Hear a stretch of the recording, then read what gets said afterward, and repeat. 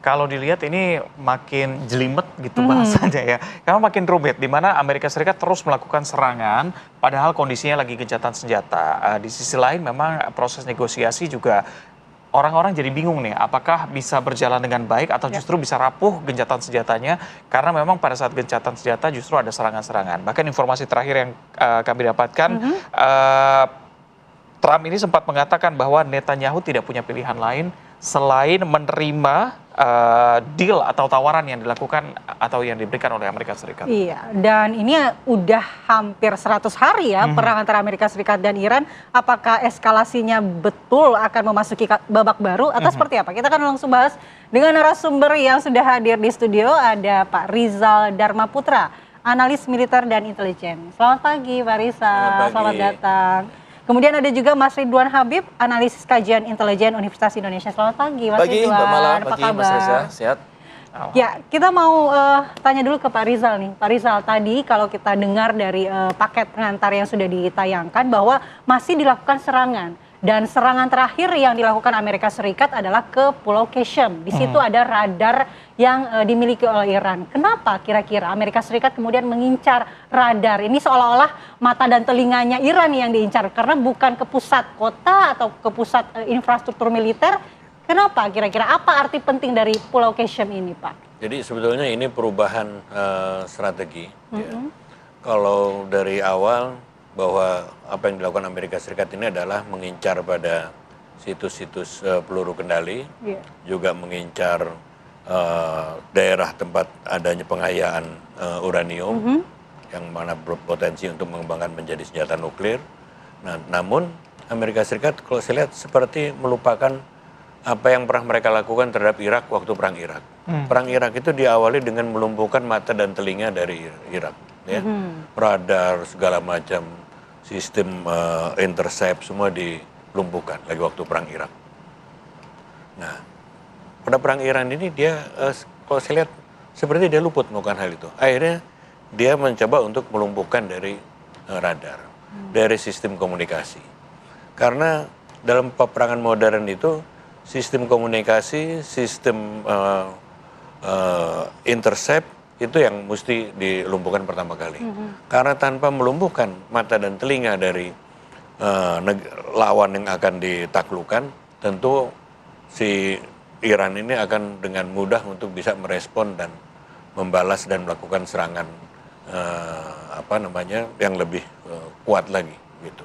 Jadi saya lihat ini ada satu babakan yang seharusnya kalau dari sisi Amerika Serikat itu harusnya dia lumpuhkan dulu gitu.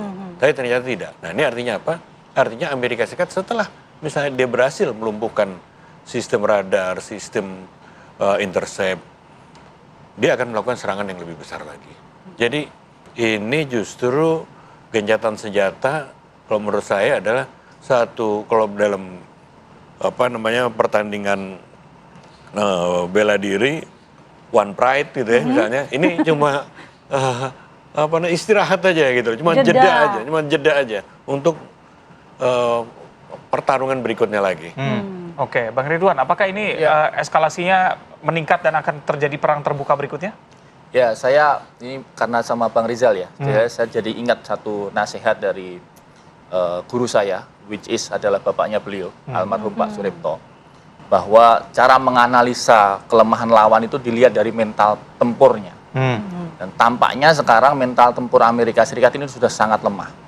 Jadi dari sisi Iran naik bahkan lebih dari 200%, reestabilis dari drone, kemudian kapasitas rudal, kemudian kapasitas militernya, itu naik luar biasa. Sementara dari sisi Amerika kelihatan mulai galau, mulai bingung. Tadi yang disasar adalah sasaran-sasaran lunak.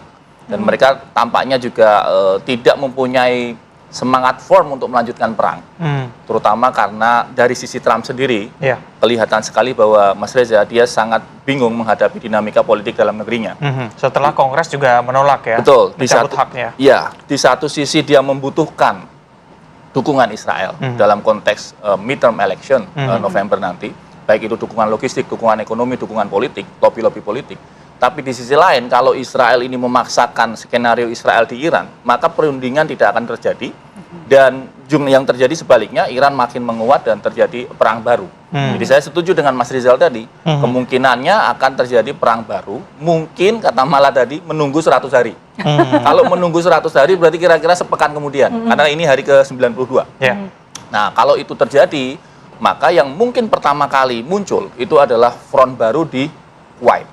Karena IRGC menargetkan Kuwait sebagai basis front paling depan kekuatan Amerika sekarang setelah Qatar dan Bahrain menahan diri untuk tidak secara aktif membantu dukungan pangkalan Amerika. Tapi Mas Ridwan melihatnya strategi apa yang disiapkan Donald Trump sehingga kalau tadi Anda mengatakan yang disasar ini sasaran-sasaran lunak sebenarnya? Ya, strategi Trump sebenarnya cuma menunjukkan bahwa mereka masih siap berperang. Tetapi kan tidak menunjukkan secara firm ya. Misalnya gladi pasukannya tidak muncul. Kemudian di Selat Hormuz sendiri yang mereka klaim masih bisa menggunakan kapal-kapal destroyer, mereka tarik mundur kira-kira 400 nautical mile dari garis sebelumnya. Jadi ini menunjukkan bahwa dari sisi mental Amerika sudah jatuh.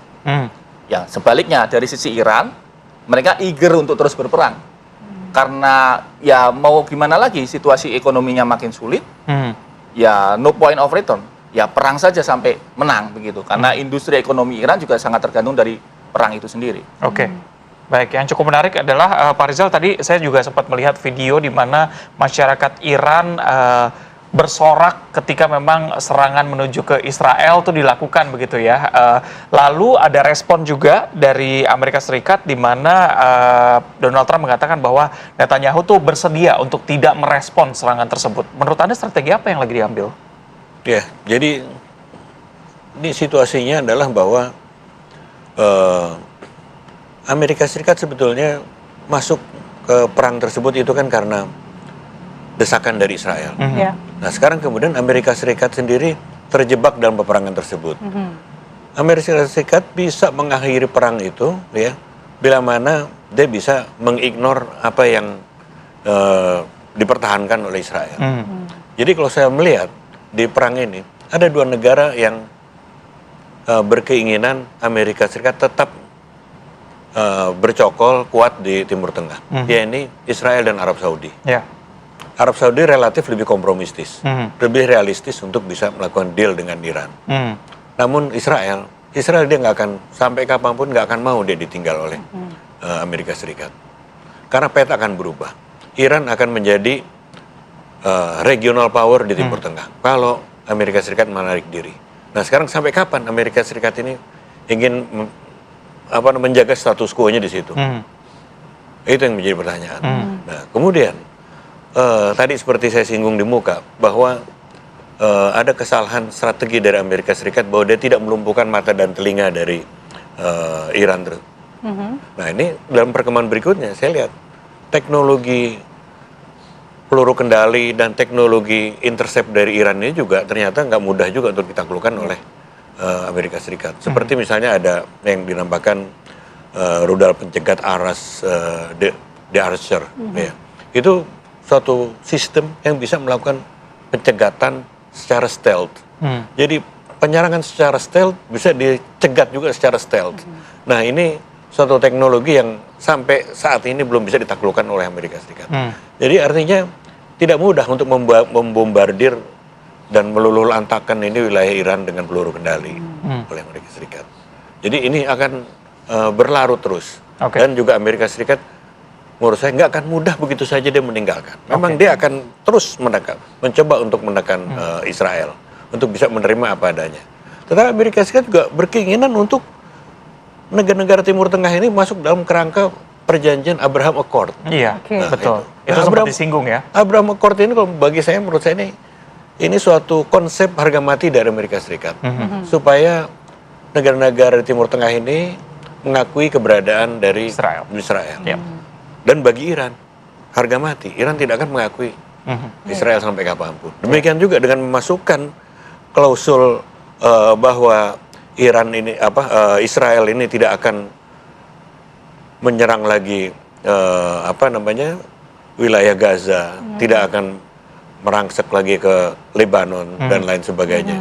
itu juga bagi Israel agak sulit untuk diterima. Nah, di sini saya lihat akan menjadi berkepanjangan. Jadi hanya berupa penurunan skala peperangan dari peperangan yang relatif besar menjadi low intensity conflict war, gitu. Jadi ya tetap terjadi perang-perangan, mungkin kalau di laut akan terjadi seperti skirmish di perairan, yang akan terjadi seperti itu.